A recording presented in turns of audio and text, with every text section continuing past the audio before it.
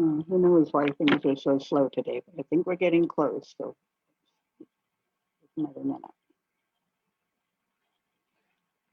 Well, I think I'll start talking. I think things are starting to move here.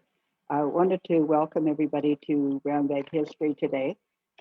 This is just a little one. Usually at this time of year, we do a brown bag Christmas party, and we can't do that. So I still wanted to find a way to uh, spread a little bit of Christmas joy from the museum and just wish everybody a good holidays and hopefully better things for the coming year.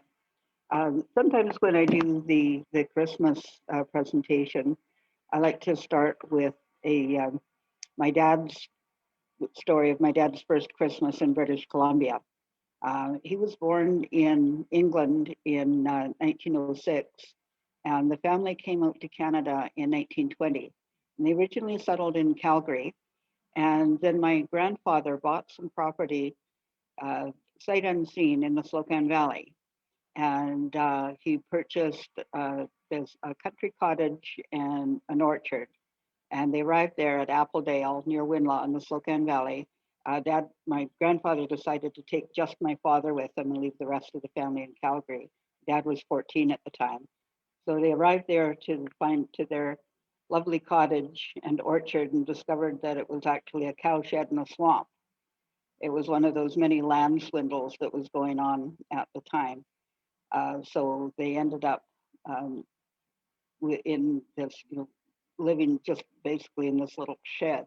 They found a slightly better shack in another property near Winlaw.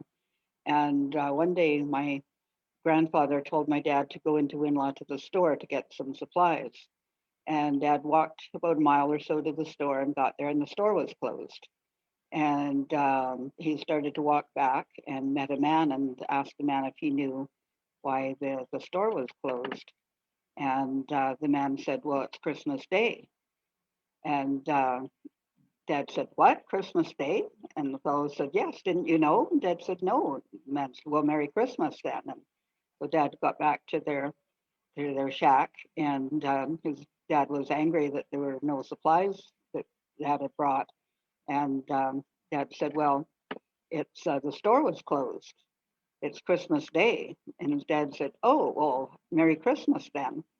And Dad at that point was very, very upset. 14-year-old boy, away from the rest of his family, cold and just living in this horrible place. And so he ran out into the bush and stayed away the whole day, and then came back to their shack at night and warmed up some rocks that what they were using to keep themselves warm at night, and had his little put the rocks around his little uh, blankets and went to bed. And that was his first Christmas in British Columbia. That was 100 years ago. It was 1920. And he would tell that story and always tell us that he was, you'd look around and say, I've got a good roof over my head. I've got my family here. I have this beautiful meal, nice warm house. And what more could you want? So that was that was our first Christmas. So I'm not sure if Facebook actually happened or not, but I'm going to minimize that and get to our slideshow here. And if it didn't happen on Facebook, we will be putting this on our um,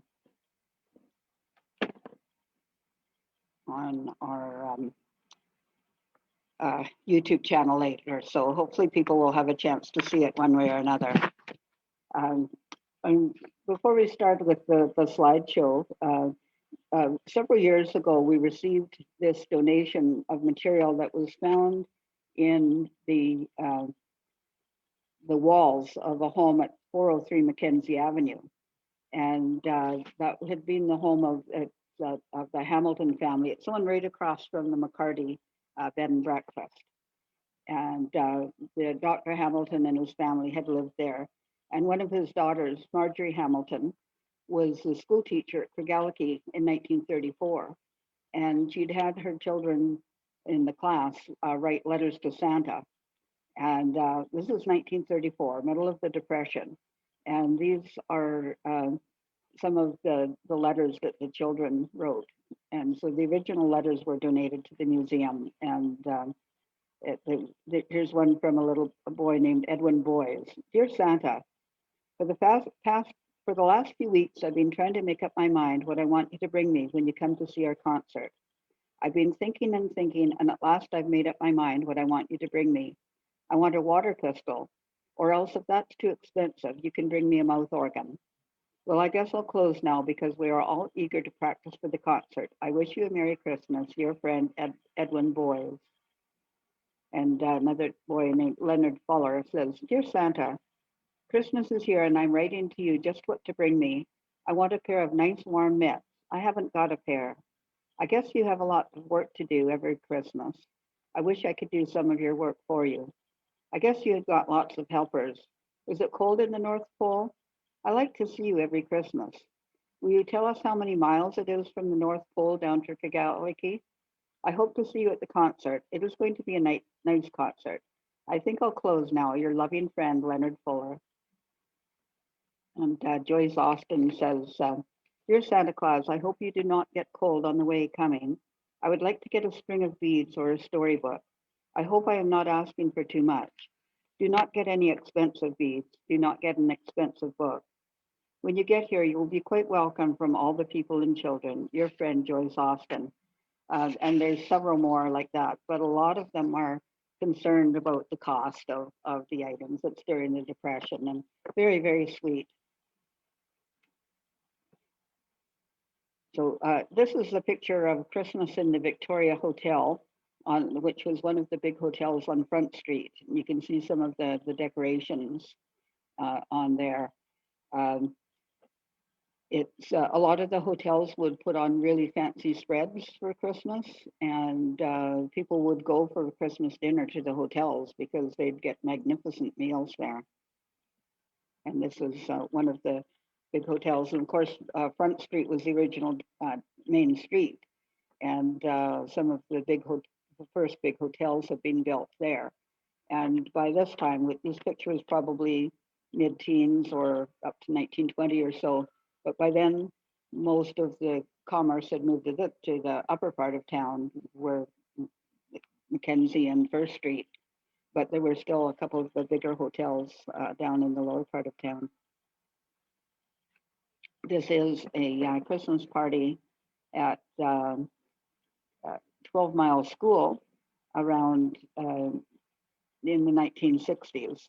And Larry Rockert, who was the family lived at Kigaliki, he was playing Santa that year. And looks like a mask rather than just face paint. It's a little bit of an odd Santa, but there he is. I'm sure the kids were happy to see him, even if he did look a little on the odd side.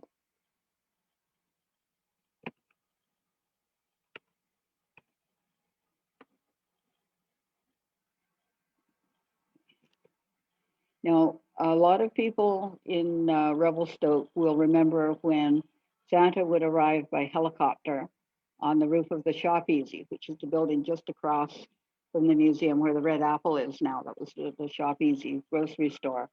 And Santa would arrive by helicopter. Art Davis was the local Santa for many years. And so he'd climb down the ladder and get into a snowmobile and leave the Shop Easy by snowmobile. That was the big deal in Revelstoke, probably in the 1960s and even into the 70s. Today, I wanted to show you some of the photographs that we've received in the last couple of years. We've received some really great collections. This is part of a collection that came from the McKinnon family. Of course, the McKinnon family was very well known in town. Hector McKinnon had and his brother started McKinnon's Pool Hall, which is where the Explorer Society Hotel is now. And Hector McKinnon also had a big dairy farm called the Standard Dairy below where Downing Street Sawmills is now. And they were in operation there until they had to relocate with the flooding of that that area when the High Dam was, or Hugh Keene's dam was put in at Castlegar in the late 1960s. Hector had also been mayor of Revelstoke for several terms. He was very well known in early Revelstoke history and was still mayor in 1929 when he died in a tragic fire on their farm property. And the next year, the city erected a water fountain in what's now Queen Elizabeth Park in his memory, and the fountain is still there. But his daughter, Mary, was a school teacher at Glacier, and Glacier had there were several families living up there. Some of them worked for the railway. They're stationed there, working in the Connaught Tunnel, and so Mary was school teacher there for at least 1 year in the 1930s. And these are some of the children in the school. Notice quite a few of them are wearing similar hats. I can't help wondering whether Mary or somebody else knit them all those cute little hats. But really cute little picture just outside of the schoolhouse. And there's a picture of the school at Glacier when Mary was the teacher. And really cute picture of Mary with this beautiful St. Bernard dog named Snowboy. And the interesting thing about this is we also got a big collection of photographs from the Southworth family. And Mr. Southworth was one of the operators at the glacier at the Connaught Tunnel. And so the family lived there for several years. And we got a collection from that family. And in that collection was the same dog, Snowboy. It was a member of the Southworth family. So he was probably a real fixture at Glacier. Beautiful dog. These are a few other photographs that came from the Southworth family, the skiers at Glacier in 1939. A lot of the local people would get on the train and go to Glacier for skiing because that was where you went. Even now, it's great backcountry skiing in Glacier, and even then. And of course, the only access then was by rail. So people would jump on the train and go up to ski. There's William Southworth, who said he was the operator at the Connaught Tunnel. And some of the children there. I love that one with the little toboggan and the box with the child in it. I think most families use boxes to tote their children around. I know that we have family picnic pictures, and there was one picture of I was asking my mother where I was, because looking at my older brother, I thought I should have been around there, and she said, "Well, you're in the banana box." So that was in the picture, because that's what you use. You use boxes to tote your kids around. But they're lovely, lovely pictures. We also got a really lovely collection from the Clough family this last year. And we've got those photographs all cataloged now. There's some really amazing ones. And there was a couple of photographs of this pack train. A man named Jim Shields was running a pack train on the Big Bend Trail. There were a few local packers that would take supplies into the bend. One of them was George Laforme, who was very well known. Laforme Boulevard, Laforme Road was named after him. Andy Kitson, who's also very well known. They were all packers that would take supplies. So this is a really great one showing how very rough the Big Bend Trail was back in those days.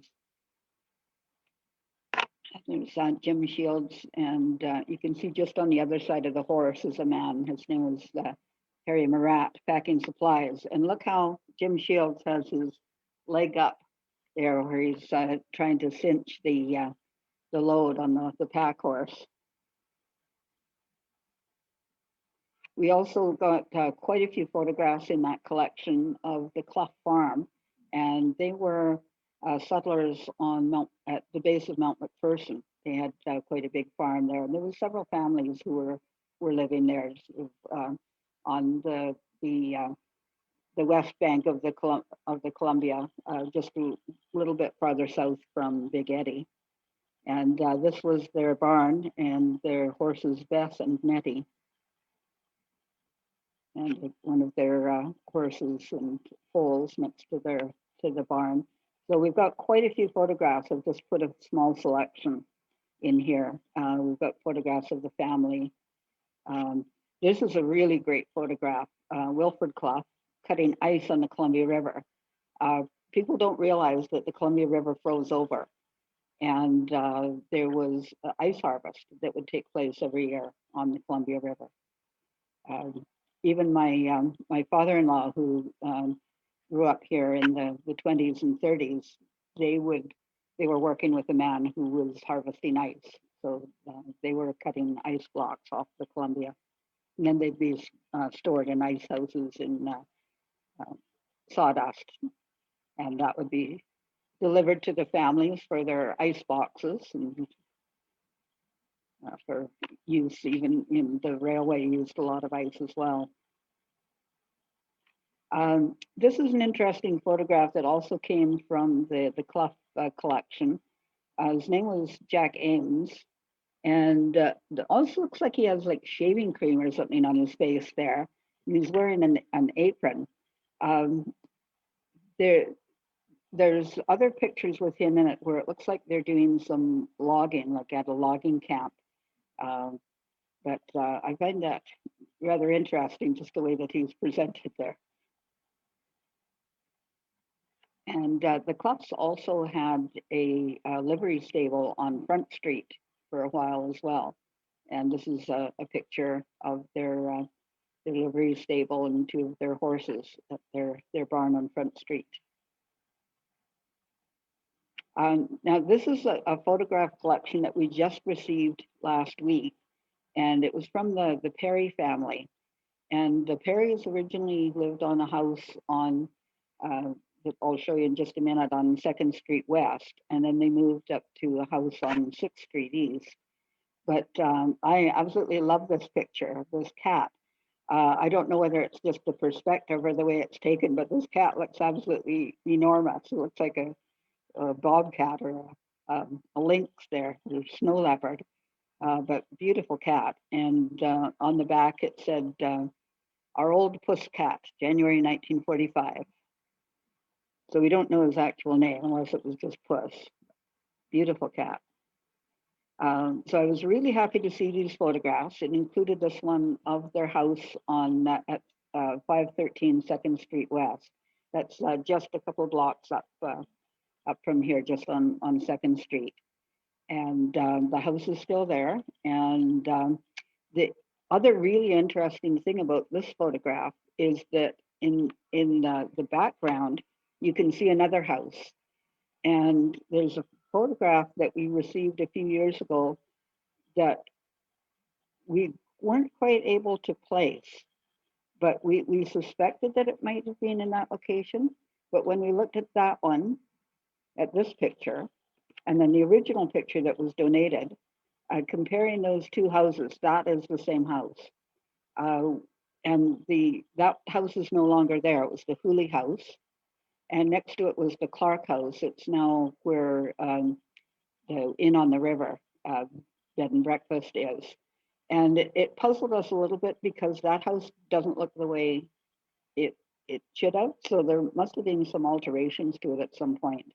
But having this photograph really nailed the location of that other one. So that is archivist heaven. You know, when you get something that confirms something else that you're not quite sure about, that made us very, very happy. So we are very happy to get this photograph, and it's such a beautiful photo of that house. The other thing is just to the right of the house, there's a big structure that I think looks like a swing, but look how high it is. But we don't have very many photographs showing swing sets or play equipment. So this picture made me very happy for all those reasons. And we confirmed that. This is a picture of Amos Perry's car. I'd have to consult somebody to see if we could figure out a year on that one. But quite a nice picture. And then as I mentioned, the Perrys moved up to 6th Street East and lived at 115 6th Street East. So we've got a couple of pictures of that house too. I didn't include all of them, but there's a nice picture of somebody out shoveling the snow on 6th Street after what we'd call a typical Revelstoke dump. And there's the Christmas tree. And the funny thing is we don't have pictures of people's Christmas trees in our collection.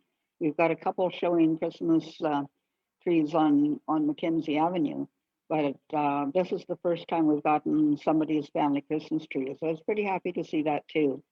The back of the photograph was, they were more excited about the piano. They said our player piano that you can see just off to the right of the photograph.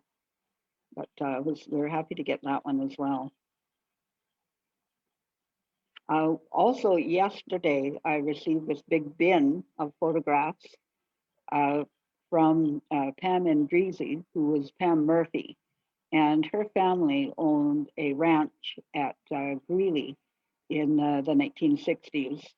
And they had a campground, they did trail rides, pony rides, and there's this bin full of these incredible photographs of the Murphy farm.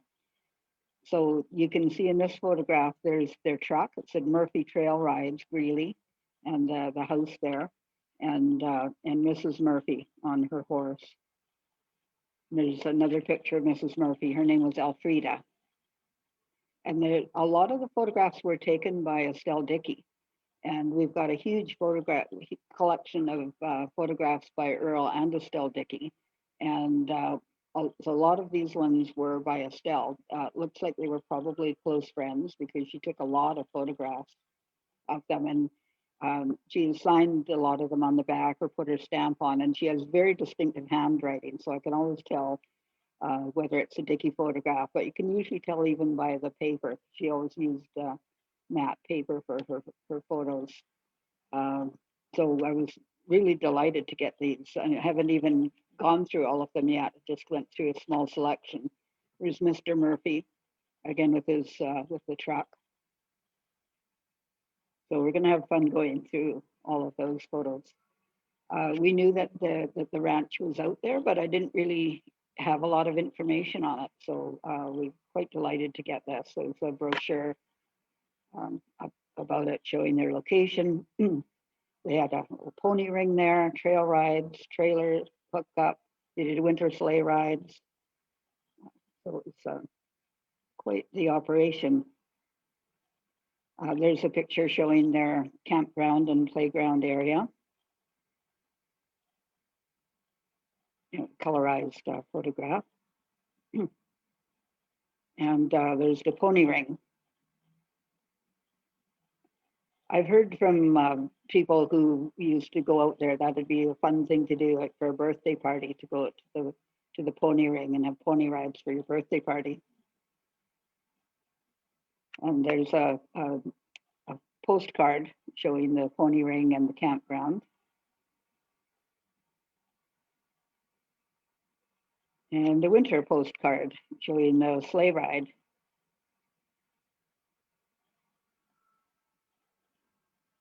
Again, that was very, very exciting to get that. We also had a collection of photographs that weren't really that well identified, or we didn't really know who the original owner was, but the album had been left behind in Donaldson's Drugs, which is now PharmaSave, in their old location on Mackenzie Avenue. And the album was given to one of the former employees, and then she donated it to us.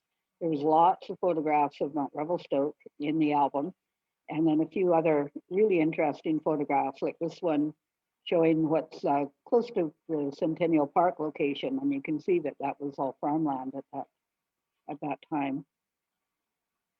The ballpark wasn't started until the 1950s, 1958, the first ballpark was open. This is a really great one. I was excited to see lawn bowling. And the bowling green is be approximately where Victoria Road goes through, just where Victoria Road meets First Street, and the Decor Place and First Impressions Hair Salon, that building is. That's where the Bowling Green was, and they had a clubhouse as well in that area. This would be looking from the clubhouse location across the street, but those houses there would be on First Street East. So I was happy to see that one. There was also photographs in the collection of the members of the lawn bowling club and visiting lawn bowlers going up Mount Revelstoke for a picnic after they'd had their tournament in town. They used to host lawn bowling tournaments from out of town clubs as well. And one thing that Revelstoke was really known for a long time in the 70s and 80s was outhouse races. Every winter they'd have a winter carnival. There'd be usually the snowmobile club would be involved, the ski hill would be involved, and they would have outhouse races on Mackenzie Avenue. And they were a very big deal.